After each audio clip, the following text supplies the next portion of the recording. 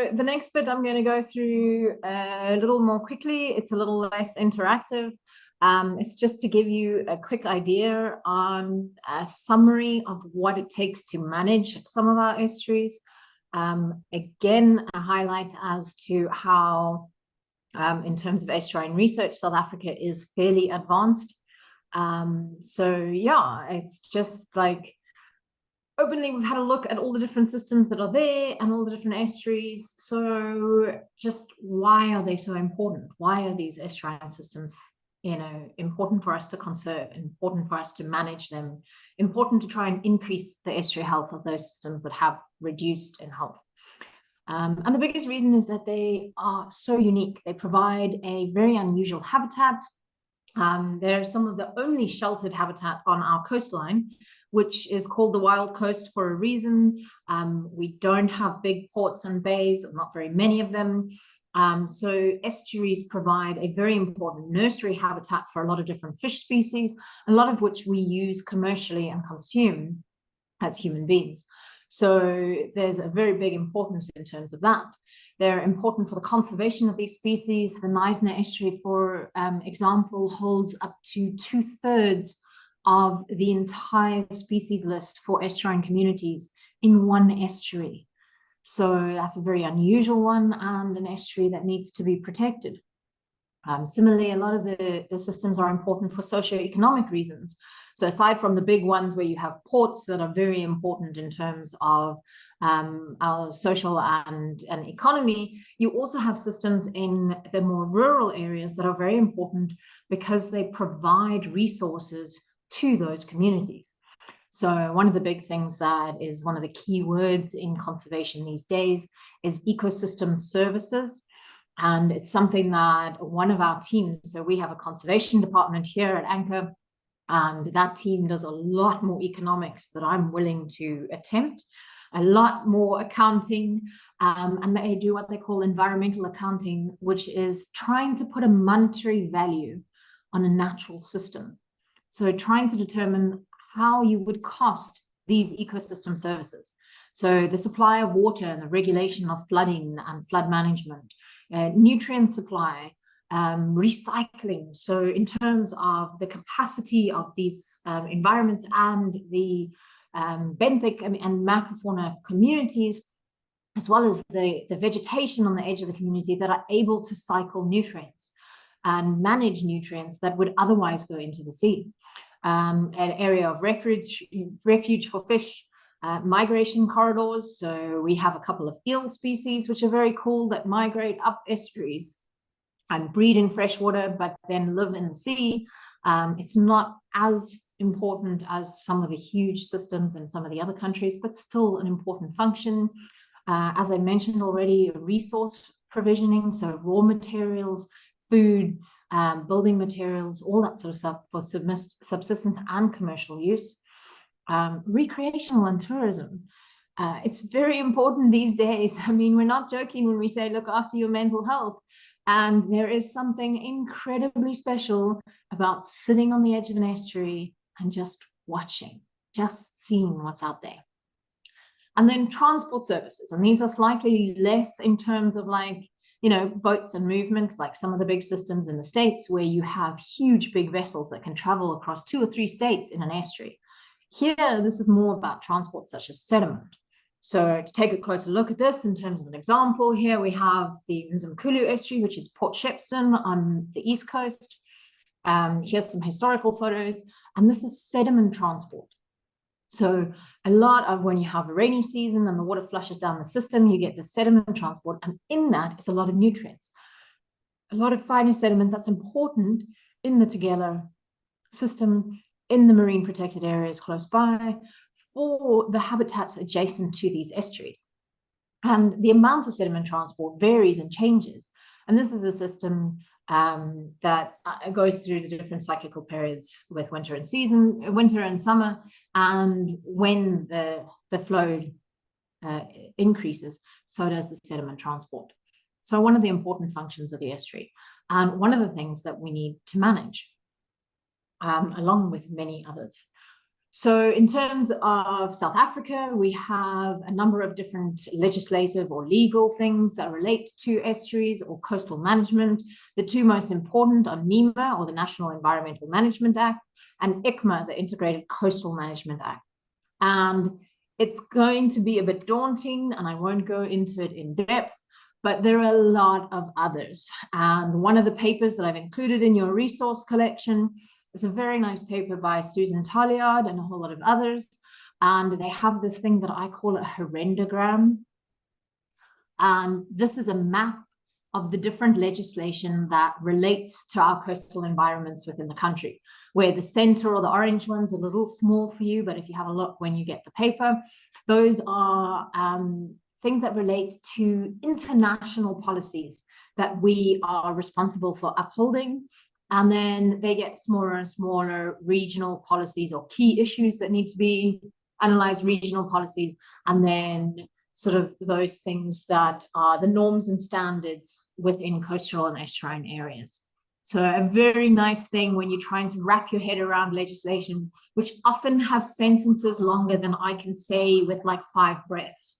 So legislation is difficult. That paper gives you a nice background to it, a nice introduction to the legislative environment in terms of our systems. Very helpful in South Africa, we have policy for making estuary management plans. Similar to the way of standardizing estuarine health, the National Estuary Management Protocol provides the legislated policy on how to create an estuary management plan. And then, of course, we have the guidelines to help you understand the protocol, how to manage it, what steps to follow, and all that sort of thing. I'm going to give you a brief introduction to an example of an estuary management plan we did a couple of years ago. How it flows and how it relates to the 3 different phases: a scoping phase, an objective phase, and an implementation phase. And thinking like that as a round circular route, the 3 different phases relate to a situation assessment, a scoping, a research phase, where you go and you have a look at what's there. You go and look at all the information, the available information. You consult with the authorities responsible for the system, as well as for the local community, the people who use it, both for subsistence purposes as well as for recreational purposes, the people who live close to or around it. And once you do that, you create a report. Then you have the estuary management stage, where you create an estuary management plan that has key objectives within it. And the final stage is the implementation stage. And I'm going to go through them quickly, looking at the different things that you have to do. So as I said, the scoping, or the SAR, the situation assessment report, is looking at the estuary in its current state. You do a site visit. So we don't generally collect samples. You look at historical data, you look at what's currently available, you do your research, go and have a look at the available literature and put all the data together. Then you go and do a public participation process. You go and present this information to the community at a designated meeting, and you ask them, have you included everything? Are there issues that you've missed? Are there things that are of concern to them? What are the things that they think are necessary or relevant for management of this system? And you write it up and put it in a report. This report goes first to the authorities and then to the public, and goes through a public participation process, which means that they get a certain number of days, it's usually a 30-day period, to comment, to critique, to say where you've missed something, or to question something you've got.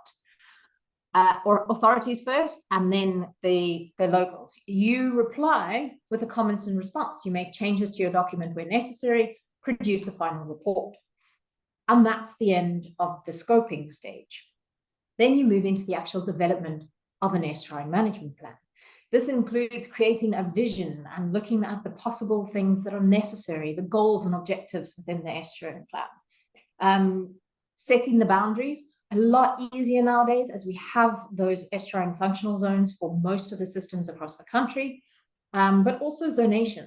So, for instance, areas where you have larger estuaries, you often get examples where there are different areas where you're allowed to bait collect or you're not allowed to bait collect. You're allowed to motorboat or you're not allowed to motorboat. And creating those zones that would create protected areas within a system is also important.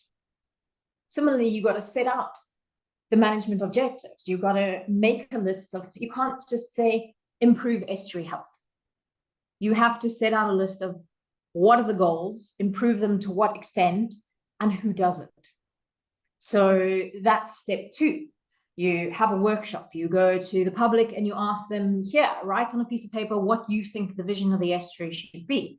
Try and, play Scrabble and reword all of these into a single 3-line vision for the estuary.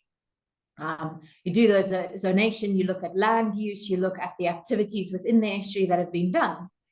You then look at the management objectives. So these are like the examples we did for the estuary in question, which was the Utongati, a very small estuary, the 3rd or 4th estuary north of Durban, and the 1st estuary north of the King Shaka Airport. The main objectives was improve estuary health, improve the safety of the community and the access to the estuary, not increased by the fact that they had escapees of crocodiles, so it's no longer very safe to boat on said small estuary or swim in estuary at all. Increase awareness and education, obtain formal protection, better protection for the system, and then manage the institutional arrangements, manage the cooperation between authorities and the community, which is always a big and difficult one. You break this down even further and create strategies of how to do this, provide examples, provide key targets and methods. So again, like we said, improve estuary health. Targets that would go along with that would better monitoring of the health, better litter and treatment systems. You've got to provide these. You break it down even further. And then you put a summary of all of this into one place and say who is responsible for it, and presumably and hopefully by when. What is the timing, how frequently these things should happen. And all of this goes again through a public participation. You present your approach, what you think, what you've come up with based on your initial discussion. You have a workshop and you put it to them again. Take that information and put it all in a report. Go through the cycle again. Said report goes to the authorities, goes to the public for a participation process. 30 days later, get a whole lot of comments, respond, alter, edit, revise, and finalize said report. And that's the end of our part of it as consultants. Then you give the report to the competent authorities and they go through the process of gazetting the report. So once they agree with it, we've consulted with them and produced the final reports. It then goes into government and becomes gazetted, which makes it a legal mandate for said report to be managed, to be upheld, to attempt to undertake that management policy for the estuary. This means that you then go to the final stage that's in there, the implementation phase, which is not the responsibility of the independent consultants who are required to create these reports, but rather the authorities, and then in combination with what they've developed called an Estuary Management Forum.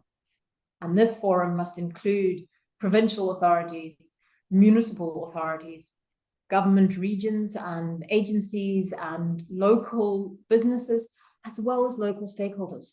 So people who live in the area, who know the area, and who want to contribute and manage and follow the system. And they take it upon themselves to uphold and upkeep and follow through with the Estuary Management Protocol.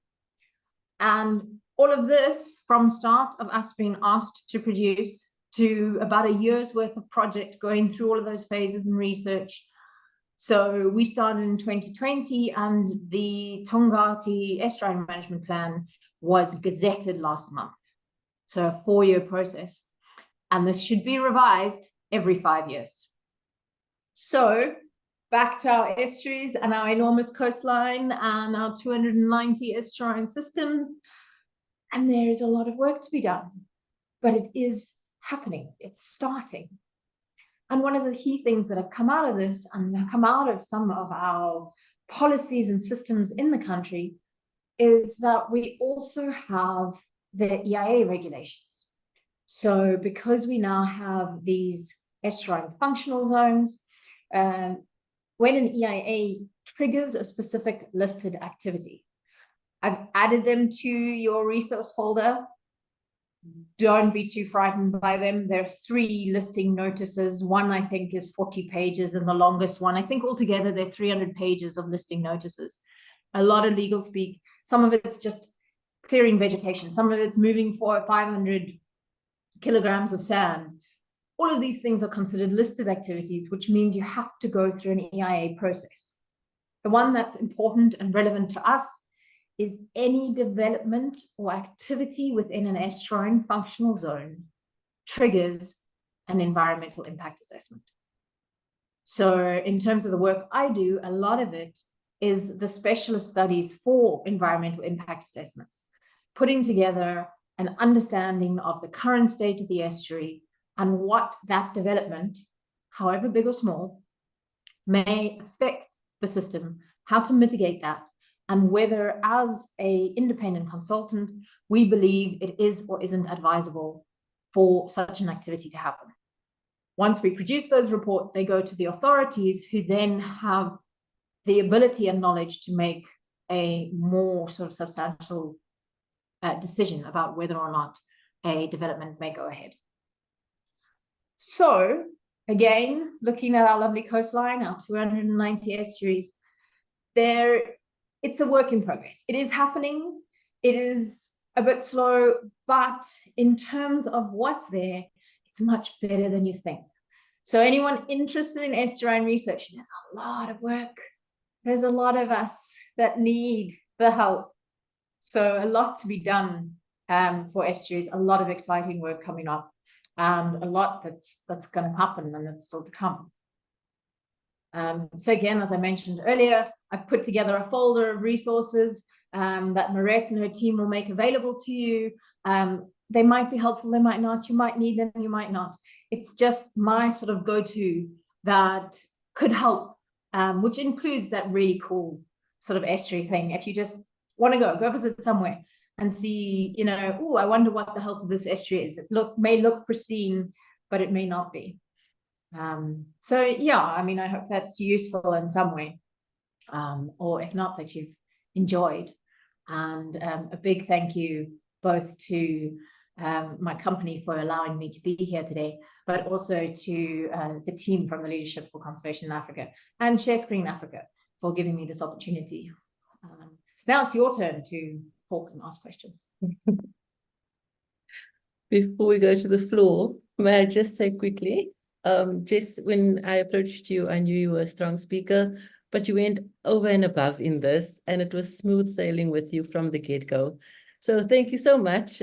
We can see from this presentation that you are a really busy woman. Thank you very much for taking the time out for us today and still giving us a little care package at the end. We really appreciate it.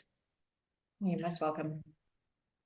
I'm going to open the floor. I think you've answered, or it's been so interactive, but we have 10 minutes. So I think maybe 2 or 3 questions.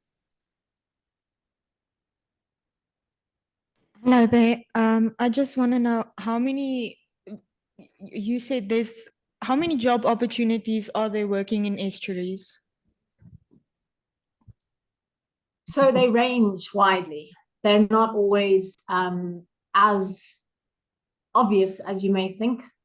So they are out there. There's opportunities in consulting, and there's quite a lot in terms of government appointment and getting into research. But I mean, as it is the same with any environmental position, they are sort of less sought after than the lawyer who's going to handle your legal action. But they are out there. A good start is making sure that you keep up with your CV. Do as much while you're in university. Help anyone who's going into the field. Do as much, you know, of that as you possibly can. It's a time where you have an amazing amount of time available to you. So I mean, I did crazy things like, I mean, helping someone pick up bird vomit because she was IDing what they were eating. And if you chase a pelican because it's eaten too much and it's such a big bird, it throws up its last meal before it takes off. And I collected that. I spent a week on an island that had no toilet, no running water, where the sunscreen I wore picked up bird poop because it was a bird island. I was orange at the end of the day, and like self-tan orange because of the bird poop that stuck to the sunscreen. All of which was just an opportunity, something to show you're willing to get into the field, willing to get out there and to learn where your interest lies. So they are there. Do as much as you can for your CV. Look in terms of LinkedIn and all of those. And always remember that the guideline or the list of requirements on a job interview is the optimal or the pristine. Very few people have that. You saw in the estuaries, very few of our estuaries are pristine. The same applies for any job advert you look at. Most people don't have all of those. So go with what you have and sort of bolster your good points, because it doesn't matter if you don't have them all. You can learn a lot once you get here.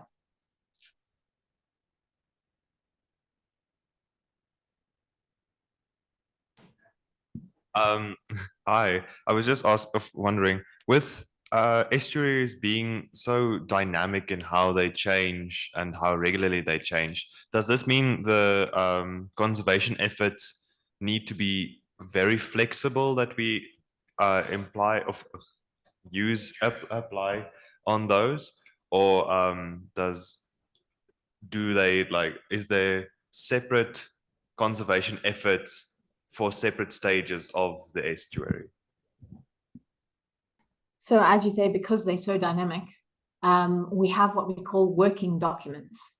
So you create these plans. The idea is that the Estuary Forum, for instance, constantly goes over them and takes notes about where they fall short, how they need to be improved, or where something is good or missing. And then you rework it. So the idea in a lot of this, and that's interestingly, the National Biodiversity Assessment is going to become that way. And instead of being something that's renewed every 5 years, is going to be an online resource that can be updated and altered. So similar, like today, it's interestingly, we saw an estuary where the mouth of the estuary is outside the functional zone. I mean, it might just be when they do these assessments, they hadn't seen that due to change now recently. So that would be something you could probably send in a note and say, here's something that's occurred, it might be worth altering, and they may reassess. So as you say, they are dynamic. We stick to a guideline and a protocol, but try and have those working documents where they frequently and constantly renewed. Hi, Jess, it's Liesel. Thank you for the presentation. For the small group in Bloemfontein, which is in the middle of the country, I mean, our closest estuary is Durban. So in all, what people in the inland do to lessen their effect then on estuaries? Because I think that is one of the things people don't understand and realize. What we do inland has a huge effect on our estuaries. So what will your message be to the small group? And because it's going to be online, and obviously others will eventually listen to it as well. Sure, well, exactly like you say, people don't understand or realize how much of an influence you could have. The best example I could give you there is in terms of plastics pollution. So plastics pollution in the ocean, 80% of that can be sourced from inland sources. So that's how connected our systems are. So any efforts that you have in terms of, if you think that we're looking at flow affected an estuary, water quality affected an estuary, all of those things start from the source, which is inland. So managing how much water you use, looking at sort of illegal abstraction of water, pollution and pollution levels upstream, all of that filters down to the estuarine system. So healthy management of any water you see all relates and trickles down to the estuary and through it to the sea. Last question from me. Did we see an improvement in the estuary conditions during COVID? I don't know that we have enough research for that.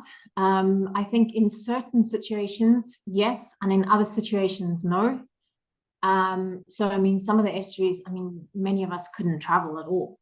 So use was significantly reduced. So you might have had cases where your pollution levels were down because in terms of immediate litter, but at the same time, you had people that were sitting at home or in their local environment and not being able to go places. So in terms of perhaps sanitation and things like that, you also had instances where things were not as well treated as they should have been and therefore made it to the system. So that would be a very estuarine specific response. I think in some cases, yes, and in some cases, no. I just wanted to know the very high fishing in the St. Lucia estuary. Why is it that there's so much fishing? The fishing there's very, very high fishing, and what would the reason for that be? So it's a combination of two factors. There's a really great book that is also incredibly useful in terms of estuary knowledge and information that's on the St. Lucia estuary. I think I have a digital copy, and I'll try and include that on the resource package before I send it through to Moret. And I can't currently, it's like a case study using the St. Lucia estuary as an example. And it shows you pictures of some of the fish that used to occur in the system. And because it's such a big system, because you can access it nicely, a lot of it is recreational fishing, but a lot of it also because there is a local and traditional community within the area. A lot of it is also subsistence fishing.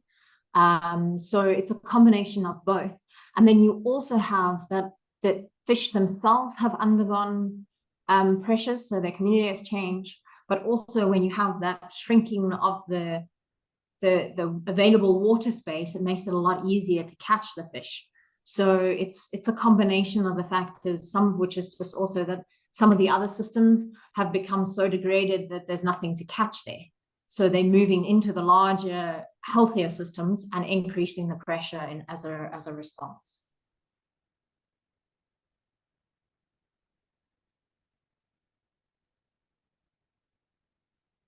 Thank you so much. Aisha, I think there's no more questions from the students this side, so I'm not sure if there's maybe somebody who wants to make a comment online.